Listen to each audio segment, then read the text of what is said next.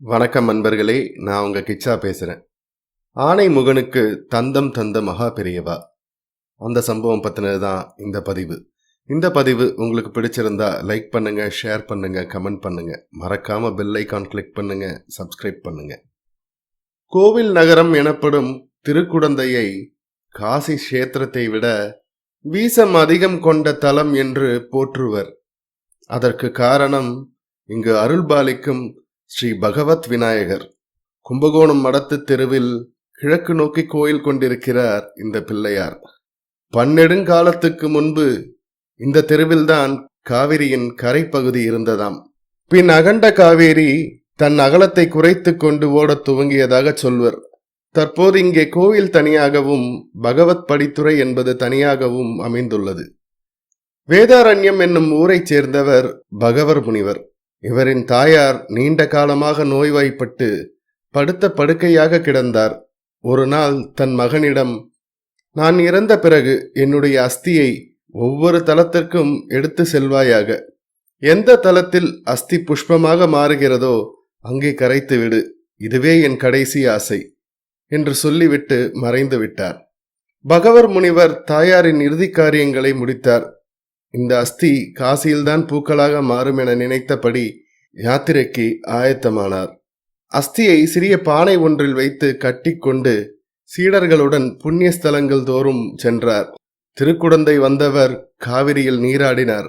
அப்போது அவரின் சீடர் கரையில் இருந்த விநாயகர் திரு விக்கிரகத்துக்கு எதிரில் வைக்கப்பட்டிருந்த அஸ்தி பானையை திறந்து பார்த்தார். அதில் பூக்கள் நிரம்பி இருந்தன. ஆனால் அந்த சீடர், பானையை ஏன் திறந்தாய் என்று குருநாதர் திட்டிவிடுவாரோ என்று பயந்து அமைதியாக இருந்து விட்டார்.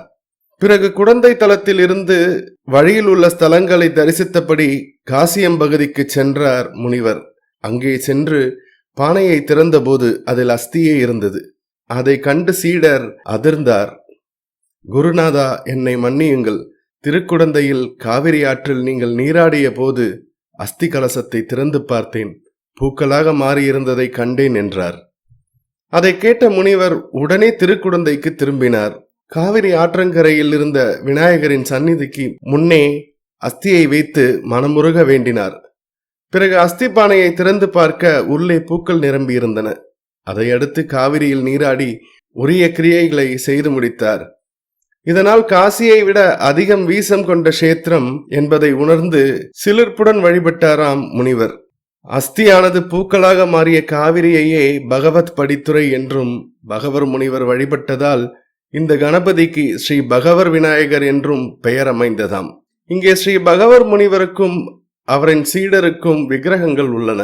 காஞ்சி மகா பெரியவா கும்பகோணம் வரும்போதெல்லாம் இந்த விநாயகரை வணங்கி செல்வாராம்.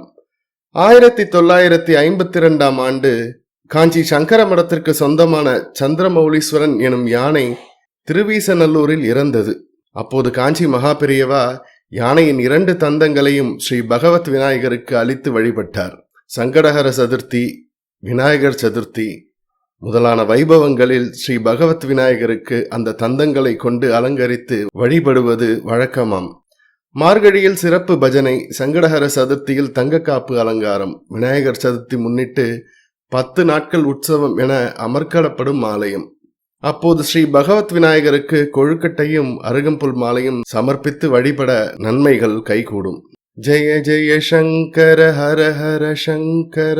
இந்த பதிவு உங்களுக்கு பிடிச்சிருந்தா லைக் பண்ணுங்க, ஷேர் பண்ணுங்க, கமெண்ட் பண்ணுங்க. மறக்காம பெல் ஐகான் கிளிக் பண்ணுங்க, சப்ஸ்கிரைப் பண்ணுங்க. நன்றி நண்பர்களே.